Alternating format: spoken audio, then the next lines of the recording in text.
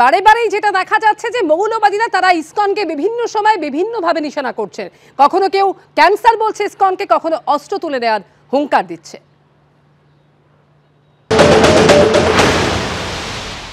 ইসকনকে বাংলাদেশে নিষিদ্ধ করতে হবে। এরা সমাজে ক্যান্সারের মতো এইভাবে ইসকন মারছে, ইসকনের ওই পান্ডাগুলোকে ওইভাবে কোপানো, এখন অস্ত্র হাতে নিতে হবে। সময় এসে গেছে গা। ইসকনকে যদি বাংলার জমিনে আগামী 2-1 দিনের মধ্যে নিষিদ্ধ না করা হয়, এটা একেবারে ক্লিয়ার। আমরা এগুলো ভয় করি না, পরোয়া করি না। বাংলাদেশে ছড়ানো হচ্ছে ভারত বিরোধী নানান রকম চিন্তা ভাবনা। এরই মধ্যে দেখা যাচ্ছে যে সেখানে সীমান্ত এলাকায় সক্রিয় হয়ে উঠেছে মায়ানমারের সশস্ত্র আরাকান আর্মি। আমরা বলতেছি 4 দিনের মধ্যে আমরা কলকাতা দখল করে নেব। আমরা প্রত্যেকটি বাংলাদেশী নাগরিককে সামরিক ট্রেনিং দিয়ে প্রস্তুত করব যুদ্ধের জন্য। কেউ স্বপ্ন দেখছে কলকাতা দখলের, কেউ আবার ভারতের বিরুদ্ধে দেশের নাগরিককে যুদ্ধের প্রশিক্ষণ দিতে চাইছেন। কিন্তু বাংলাদেশ যখন যুদ্ধ জিগির তুলতে ব্যস্ত, তখন অনেকে কটাক্ষ করে বলছেন, যারা নিজেদের জমি রক্ষা করতে পারে না তারা ভারতকে হুমকি দেয় কি করে? আন্তর্জাতিক সীমান্তে বাংলাদেশের এখন সবচেয়ে মাথা ব্যথা হয়ে দাঁড়িয়েছে আরাকান আর্মি। বাংলাদেশের 271 কিলোমিটার সীমান্ত রয়েছে মায়ানমারের সঙ্গে। প্রথম আলো সূত্রে খবর, একটি অনুষ্ঠানে ইউনূস সরকারের রোহিঙ্গা সংক্রান্ত বিশেষ প্রতিনিধি খালিলুর রহমান জানান, বাংলাদেশ লাগোয়া মায়ানমারের রাখাইন রাজ্যের 80 থেকে 85% জায়গা দখল করে নিয়েছে আরাকান আর্মি।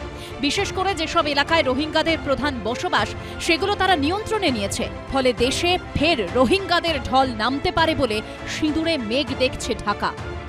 গণতন্ত্র পুনরুদ্ধারের জন্য মায়ানমারে কিছু বিরোধী সশস্ত্র বিরোধী গোষ্ঠী আছে। এদের একটা বিগ ব্রাদারহুড গত 7-8 মাস ধরে এরা একসাথে লড়াই করছে। মূলত রাখাইন স্টেট যেটা, এটা হচ্ছে একদম মানে সমুদ্রের পাশে মায়ানমারের আপনি বলতে পারেন যে পশ্চিম দিকে, এবং সেই রাখাইন স্টেটে এদের লড়াইটা মূলত হচ্ছে সরকারের বিরুদ্ধে, এবং এরা শক্তি সংগ্রহ করেছে। বাংলাদেশের সাথে মিয়ানমারের বর্ডার প্রায় 271 কিলোমিটার।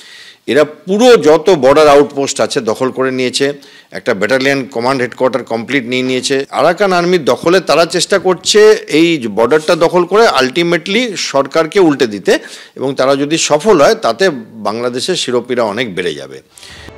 প্রথম আলো সূত্রে আরও খবর, মংডু টাউনশিপের দক্ষিণে মায়ানমারের বর্ডার গার্ড পুলিশের সর্বশেষ 5 নম্বর সীমান্ত ব্যাটালিয়নটিও দখলে নিয়েছে আরাকান আর্মি। বর্তমানে রাখাইনে প্রায় 5 লক্ষ রোহিঙ্গার বাস। তাদের সঙ্গে আরাকান আর্মির বিরোধ আছে। রাখাইনের রোহিঙ্গাদের বাংলাদেশে ঠেলে দেওয়া হতে পারে, এই আশঙ্কায় বান্দরবান ও কক্সবাজার সীমান্তে টহল জোরদার করেছে বাংলাদেশ কোস্টগার্ড ও বর্ডার গার্ড বাংলাদেশ। এখন বার্মিজ আর্মি ফিজিক্যালি বাংলাদেশে ইন্ট্রুড করেছে। আমরা এখন শুনতে পাইনি যে বাংলাদেশের আর্মি কিংবা মিলিটারি আরাকান আর্মির বিরুদ্ধে কি অ্যাকশন নিয়েছে। আমরা শুধু এটা জানতে পেরেছি যে প্রায় 25-30 কিলোমিটার ভেতরে ওরা বাংলাদেশের মধ্যে অলরেডি ঢুকে গিয়েছে। সো এখন বাংলাদেশকে বুঝতে হবে বর্মা সেক্টরের ইস্যুটা কী করে রিজলভ করবে। এই পরিস্থিতির জেরে নতুন করে শরণার্থীর ঢল নামলে বাংলাদেশের অর্থনীতিতে তার প্রভাব পড়ার আশঙ্কা রয়েছে। ফলে এখন প্রশ্ন হলো, বাংলাদেশ আগে নিজের সমস্যা সামলাবে নাকি ভারতের বিরুদ্ধে হাস্যকর হুমকি হুঁশিয়ারি দিতেই ব্যস্ত থাকবে?